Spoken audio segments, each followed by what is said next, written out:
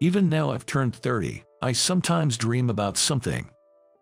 I had the same dream again tonight. I know, this is just a dream. In the dream, it happened in a high school hallway. During break time, I was goofing around with my friends. The one passing by was my rival, the only one I couldn't beat in grades or character. I'm responding to a classmate who approaches me with a gentle expression. His confident demeanor was annoying. My friend took advantage of my distraction with her and tripped me up saying, "Gotcha." As I was about to fall, I reflexively grabbed something.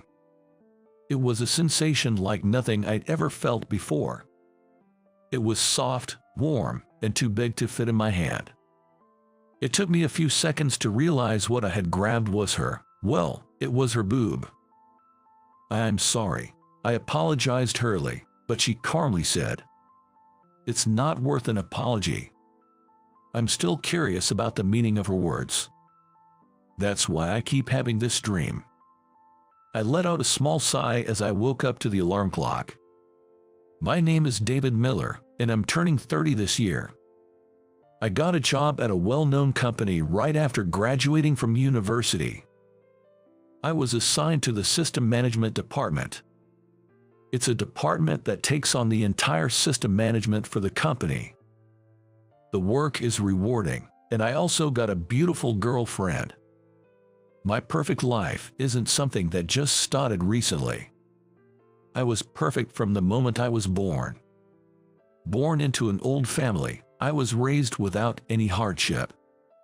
From the time I became aware of the world around me, I was told that I was handsome, excellent in school, athletic, and tall.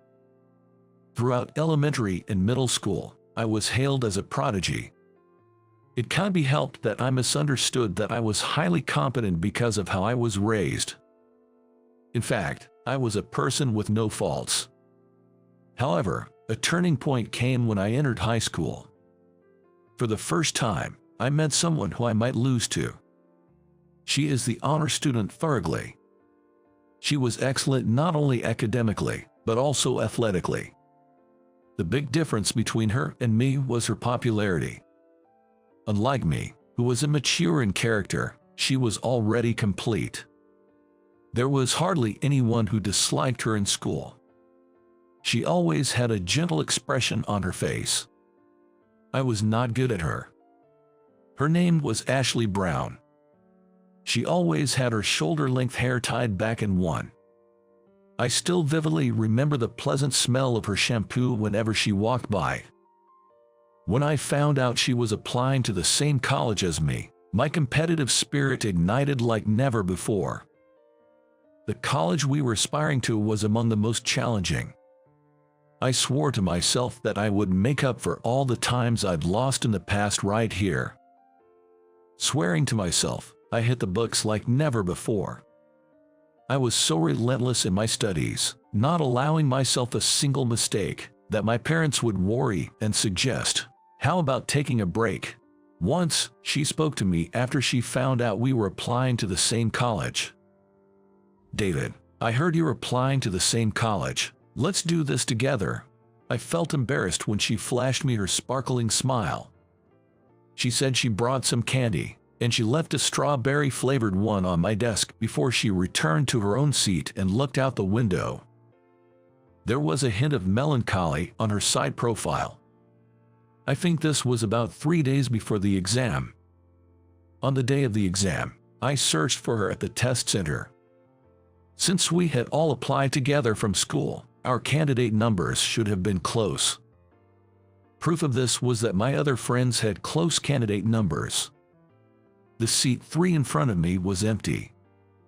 It was probably her seat. At first, I thought she was just running late. I was so concerned about her empty seat that, honestly, I couldn't concentrate on the exam. As a result, I couldn't focus on the exam and my college entrance exam ended. Of course, I passed. My desperate study for the entrance exam didn't let me down. But I felt betrayed by something more important. I never saw her again after that. She didn't show up at the graduation ceremony either. There were rumors that her father's company had been scammed and gone bankrupt. Apparently, they had left town in the dead of night, almost like they were on the run. She couldn't even think about college entrance exam. She must have noticed the situation of her family. I think the melancholy on her face as she looked out the window was because she knew that her happy student life was ending. Our paths would never cross again. I remember feeling incredibly lonely after the graduation ceremony, looking at her empty seat where no one sat. My life as a working adult has been smooth sailing. I stood head and shoulders above my peers and kept getting promoted. It felt easier than my student days, almost like a game. There was no one in the company who could compete with me. I think that's why I grew into an adult who completely took life for granted. I also got a girlfriend, Lily, known as the most beautiful woman in the office. She joined the company 2 years after me. From the moment I first saw her, I decided that she was the one for me. I wooed her on the day of the welcome party for the new employees, and we quickly started dating. I am thinking of getting married in the future, but lately, she's been pressuring me to get married, and I'm a bit taken aback. Around this time, it was decided that the company's system would be completely revamped. After a series of competitive presentations, we finally decided on who we would hire to set up our system. It was not a large corporation, but a small IT company. Though small, the company outshined its competitors in their presentation. Apparently, they have a real hotshot system engineer. The representative of the company, a man named Stanley, showed up for our first meeting. He was a rather attractive man with a cool vibe, so much so that the women in our team were quite smitten. And the guy was good at his job. During the meeting, I was constantly amazed at how fast he could think so quickly. He said he would bring the person in charge for the next meeting, and that was the end of our first encounter. I assumed the person in charge would be the ace system engineer. I was excited to meet this person. They were apparently the same age as me, 30. I was excited, feeling like I was about to meet a worthy rival after a long time. The excitement was the same kind I felt when I was competing with Ashley Brown during our college days. When I saw who was coming to the meeting that I had been waiting for, I was so surprised, I thought my jaw was going to drop. I'm the person in charge, Ashley Brown. The person who showed up at the second meeting was her, the one who disappeared on the day of our college entrance exam. There was still a resemblance, but she was not the honor student she used to be. Her very short hair was dyed silver, and there were several piercings. The calm, gentle expression that was always on her face was gone. Oh, hi Miller, in charge of system management. We greeted each other as if we were meeting for the first time. When I handed her my business card, she took it politely. I don't have a business card because I'm a contractor, I'm sorry. Apparently, she was not a full-time employee. She introduced herself as a freelance system engineer. Stanley had asked her to work at his company. The meeting went unbelievably smoothly. She presented a flawless system proposal, and I couldn't find anything to question. Above all, her explanations were concise and easy to understand, appealing to people's senses. Even the bosses who weren't familiar with system could understand everything from her explanation, so I didn't need to add anything. It was a meeting that would usually take twice as long, but it ended before we knew it. Stanley always said that shorter meetings were better. After confirming a few points about future meetings with Stanley, we called it a day. As Ashley was packing up her laptop, I gathered up my courage to speak to her. I was nervous, thinking what if I was mistaken. "Do you remember me?" I asked. At my words, she seemed to smile a bit. "I remember. You've done well, David. I heard you were in charge of system." The last time we exchanged words was back in high school, and it felt strange to be talking to her again as adults. What have you been up to since then? You gave up on your exam too. My words came out more accusatory than I intended. This was my only acknowledged rival. Her sudden disappearance left me feeling betrayed, and I couldn't shake that off. It was a story from more than 10 years ago. Surely she must be annoyed being blamed for something so far back. Just as I expected, she knitted her brows with a look of annoyance. It was a facial expression I'd never seen before. What I've been up to since then is none of your business, isn't it, David? You really have no tact. I was infuriated by her dismissive tone. What the hell? The nerve of you. I'm just worried about you. I unintentionally raised my voice. Is something wrong, Mr. Stanley approached. I didn't know what to say. What do you want to know, Miller? About my college situation? I couldn't go. I didn't even graduate high school. My highest level of education is middle school. Is that what you wanted to know? I don't need your concern. Don't make fun of me. She glared at me as she stated this clearly. The person I've cared about so much is a middle school dropout. I couldn't accept this reality at once. She was the only one I considered a rival.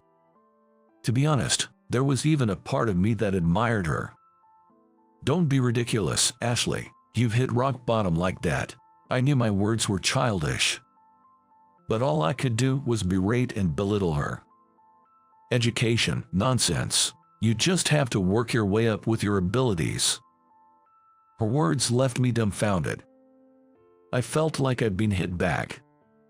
It was as if my narrow-mindedness was being held up in front of me. While I was at a loss for words, she left the meeting room quickly. I could see Mr. Stanley whispering something to her. Her slender arm was briefly wrapped around Mr. Stanley's waist in response. Their natural interaction suggested that their relationship was more than just temp and employee. The Ashley Brown I knew no longer existed. In addition to feeling lonely, a strange sense of despair engulfed me. I realized that I had idealized Ashley. Meanwhile, despite my relationship with Ashley, the project was proceeding smoothly. I was gradually getting used to the fact that she was not the person I had idealized. In fact, everything went smoothly with her. She seemed to understand everything I was thinking, and she constantly met my expectations. It felt as if we had been together for many years. Hey, are you listening to me? Lily was pouting in dissatisfaction next to me. It seemed she had been absent-mindedly recalling something about Ashley during our cafe date on our day off. Honestly, I wasn't listening to Lily at all. Sorry, I'm just a bit tired from work. I tried to make an innocent excuse with a smile. Lily puffed her cheeks, looking displeased. Lily, who can be a little selfish, dislikes being put in second place. She's the type that won't be satisfied unless she is the top priority. I used to find that adorable, but today it's not charming at all. Hey, about that temp girl, the shady one with silver hair. I heard she dropped out of high school, LOL. Lily chuckled with a snobbish smirk. It seemed to be rumored in office. I've even had coworkers question whether it's okay to trust the main system to a high school dropout. Each time, I had to hold back my rising anger. I never thought that my girlfriend would say the same thing. It doesn't really matter once you're in the real world, right? If you've got the talent and the skills, that's what matters, I retorted. I had no intention of defending Ashley, but it came out sounding like I was. Lily didn't like that. She didn't like that I disagreed with her opinion. What? Have you been charmed by her too, David? Weren't you the one saying anyone without a college degree is trash at the company? Come to think of it, there was a time when I said something like that. Now I realize how arrogant and foolish I was. In fact, High school dropout Ashley is still a few steps ahead of me. Apparently, she even dated Stanley. She eats men up and throws them away at her assignments, LOL. I couldn't hold back my anger at Lily's contemptuous remarks. What the hell do you know about Ashley? You happily spreading such vulgar rumors. You're the worst, I snapped. Normally, I don't raise my voice. Lily was taken aback. We rarely had fights since we started dating. But I just couldn't stand it when Lily made fun of Ashley.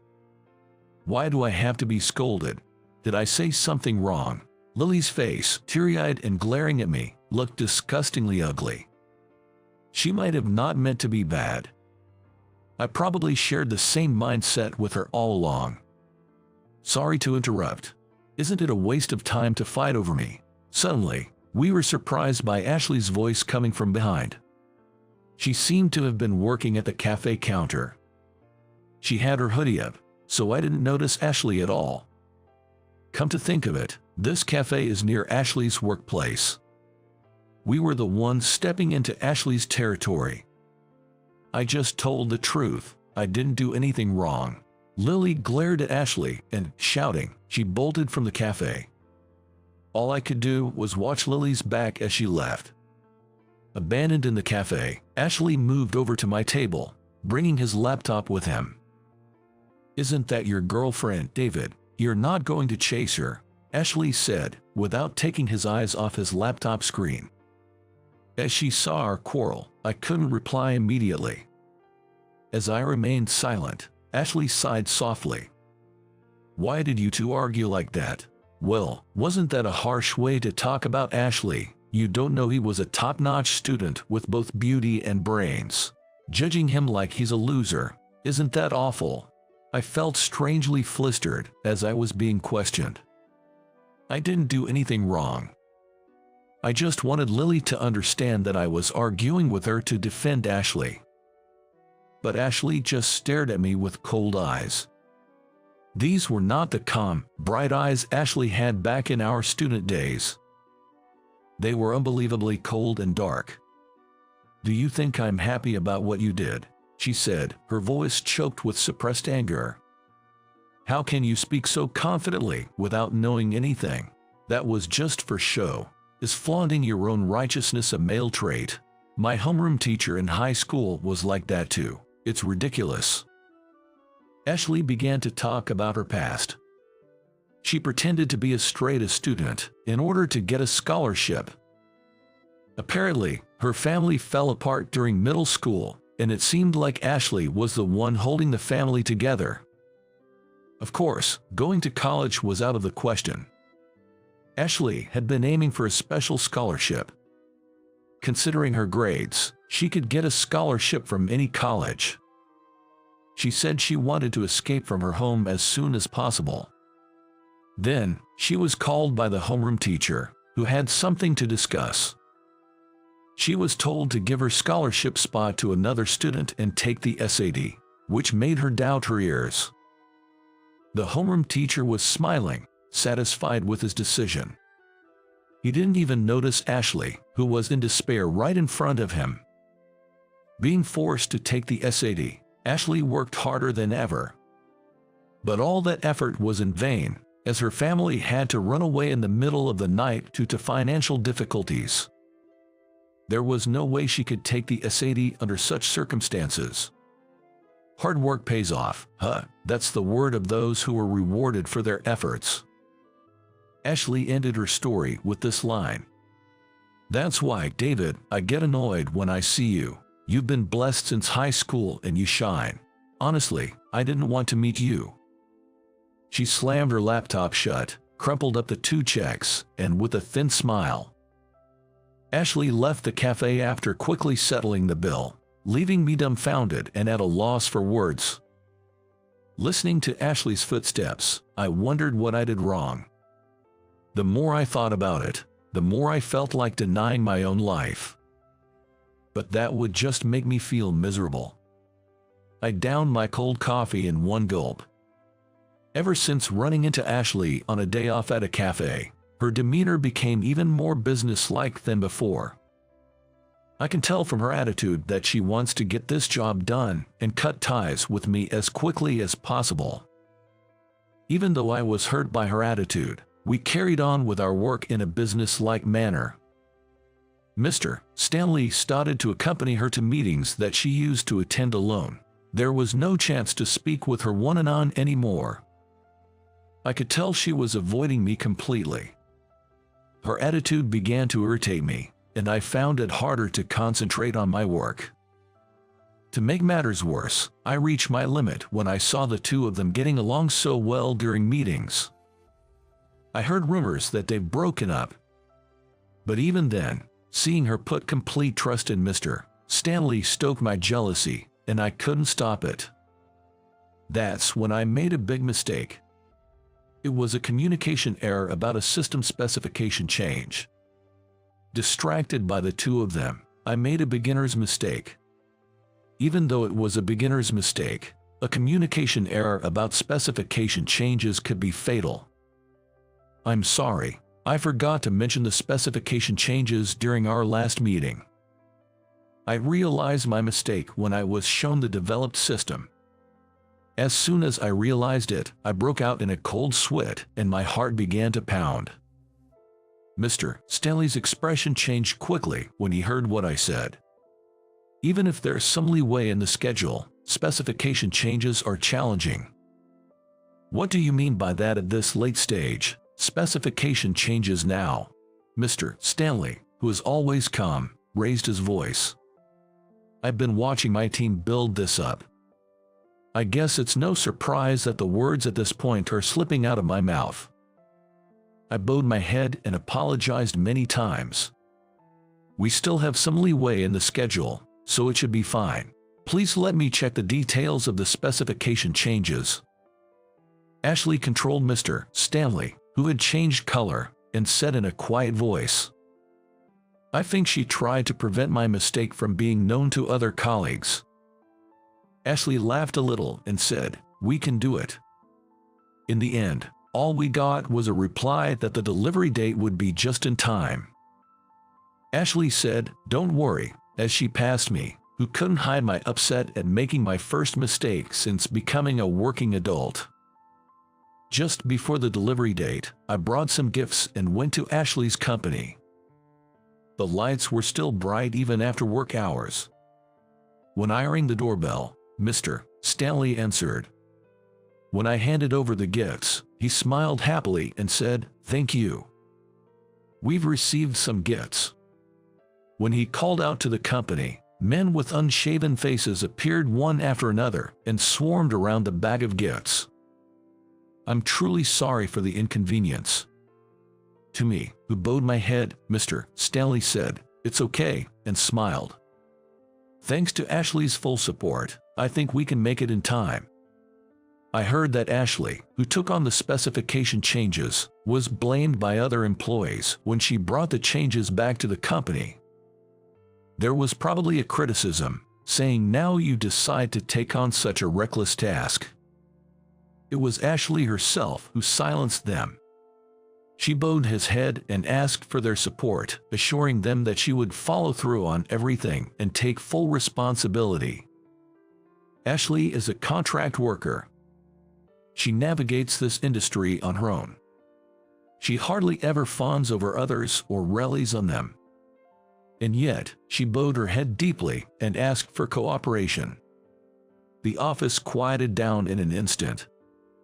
Making Ashley bow like that, "David, I'd like you to tell me what kind of relationship you and Ashley have." Stanley, still smiling, spoke those words, but his eyes weren't smiling. I was a little taken aback by his serious gaze. "Well, I got rejected by Ashley. She told me she had someone she's liked since her school days and can't forget him." As he told me this while picking up a sandwich from the catering, I thought my heart was going to stop. "Oh, you went to the same school as Ashley, right? Do you know what kind of guy she liked? She mentioned they were supposed to go to the same college." His teasing made me sit up straighter. I realized he was pushing me forward. She was talking about me." I responded lightly, and Stanley gave me a playful punch in the chest. Pointing to a door in the back, he informed me, "She's napping." Hearing his words, I ran toward the door at the back. Without knocking, I opened the door to find Ashley, sleeping soundly on the couch. The sound of the door closing made her eyelids twitch slightly. "Shut up." Ashley's voice was scratchy. She seemed even smaller than when I saw her last time. "Ashley, wake up. I have something to ask you." I knelt down near the couch where Ashley was sleeping. She seemed to wake up all at once when she heard my voice. Jumping up, she looked around. Why, David. Pulling her blanket up to her chest, she looked at me, unable to hide her surprise. "Stanley told me. Who's this person you can't forget?" Her face went white at my words, and she glared at the door. Probably glaring at Stanley in the other room. Her face turned red in no time at all. I looked into her eyes and asked again. She just blushed and didn't answer. "I heard you were supposed to take the same college entrance exams." The next moment, I felt an impact on my face. It took me a few seconds to realize that she'd thrown a cushion at my face. I've forgotten about such old memories. The sight of a fuming Ashley, her face bright red, is unbearably adorable. Usually, she's full of self-assuredness, but right now, she looks just a little bit younger and flustered. I feel closer to the Ashley I know. That night, I was dumped by Lily. "It's your responsibility to pick me up, Ashley." Tisk. She clicks her tongue, looking at me after my slightly crafty remark. I wait silently for her to speak. Finally, she opens her mouth after the long silence. Ashley's feelings are now completely laid bare. "If you were dumped, I guess it can't be helped. If you behave, I'll take you in." I think there must be an unbreakable bond between her and me. If only we had just told each other we loved each other back when we were students. I'm amazed at how far around we've come. From now on, I want to spend my life with her. I want to take my time hearing about her life when I wasn't around. "So, when's the wedding?" I tease Ashley, riding on the wave of excitement, and she gives me an exasperated look. "For now, make sure you propose properly once the job is done." The moment her expression shifts from exasperation to a full smile, my life changes color completely. I want to promise her a life happier than anyone else in the world. I truly feel that from the bottom of my heart. She gets up from the sofa and returns to her desk, immediately resuming work. I sit next to her, trying to help out as much as I can. "There's a bug that keeps occurring here," I explain, pointing at the source code displayed on her computer. Her fingers, writing out the code for review, hesitate for a moment. "What if we do this?" "Oh, I was thinking the same." Ashley quickly begins to refactor the program. I am in awe of her technique. "David, you're pretty talented. Makes it easy to work with you. We're a great team." Looking at the system now running smoothly, she smiles joyfully. It was just like being back in our student days. The classmate who was the only one who could shake my feelings since high school soon became my wife.